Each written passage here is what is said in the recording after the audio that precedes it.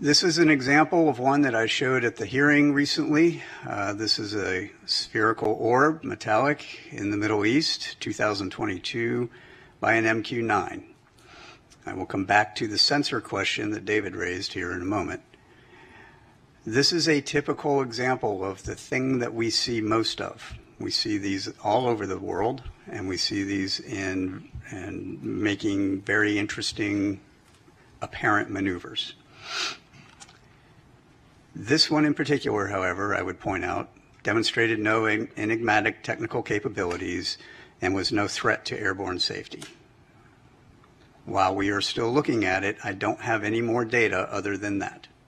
And so being able to come to some conclusion is going to take time until we can get better resolved data on similar objects that we can then do a larger analysis on. Next slide, please. I'm going to let this play through. This is a newly released video. You'll notice there are two dots moving back and forth. There is a plane at the bottom that's moving across the screen, and now there are three dots moving back and forth. The moving back and forth is from the sensor and the platform that's collecting it. This is a P3 on a training mission in the western United States. They picked these up and they tried to intercept and was unable to intercept them.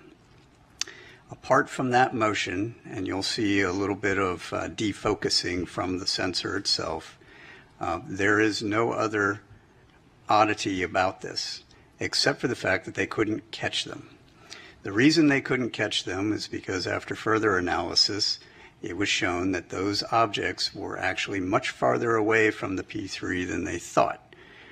And in fact, when we went even deeper, looked at air traffic control data, we were able to match those to aircraft on a major flight corridor heading into a major airport for landing.